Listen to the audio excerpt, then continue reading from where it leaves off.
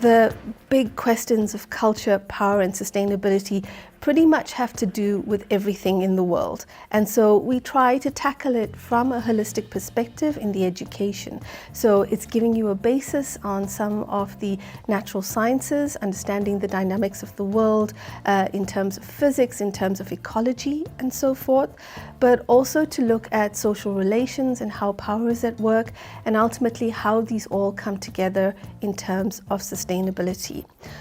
It's nice to be an interdisciplinary program and also to be in a big university like Lund University, because what we have is people who are experts on specific topics, but also people who are generalists.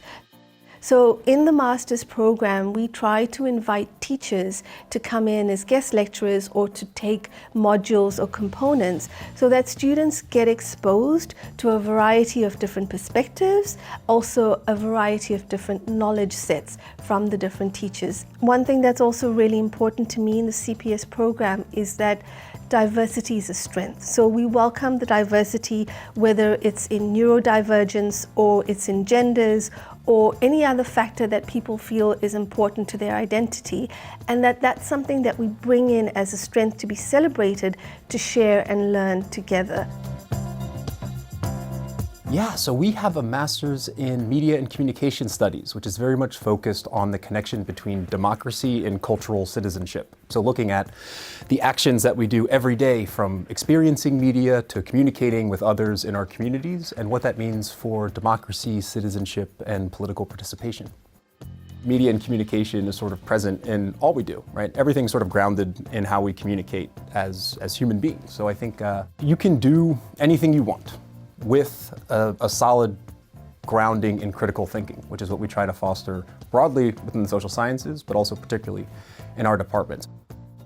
I think most important qualities would be definitely openness and creativity. To be sort of open like a sponge when you get here, because it's very hard to prepare for meeting people from such diverse backgrounds that you haven't met before, and learning theories that you haven't thought of before in that context of a diverse classroom. So I would say definitely openness and creativity are the two most important qualities to prepare yourself for before you get here. Strategic communication, I would say it's about organization, strategic communication from an organizational perspective. But obviously, you then also need to know kind of the receiver of the communication, so it can be broader than just the organizational communication. Our key areas, I would say, we have brand communication, we have crisis communication, organizational communication, and public relations are some of our strong focus areas. What they take with is this kind of analytical thinking, the critical thinking, to think ahead, to plan, to not just do day to day, but also to create strategies and also to work with collaborations. I mean, these are skills that are useful in the work life. So I think for these students, it's really kind of rewarding to know that you can do things in different ways and that your thinking is relevant and it's important. And these kind of critical analytical skills you can take with you to any future work.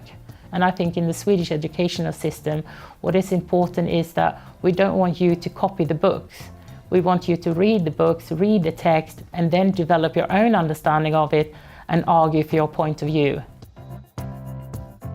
Basically, global studies is kind of similar like international relations. So I used to have like a background of international relations in my bachelor's degree. Yeah, we don't only focus on the state actors relations, but also non-state actors.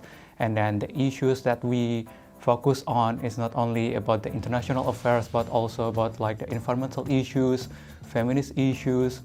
The research base at the Lund University is quite intense. For example, like at my program, we have many methodological class, as well as the research design process and thinking.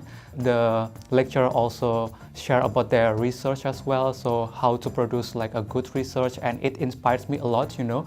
Even though I'm a policymaker at my work, but it inspires me to like how to make a good research to be the input of the policy making process. So yeah, to produce good policy at the end.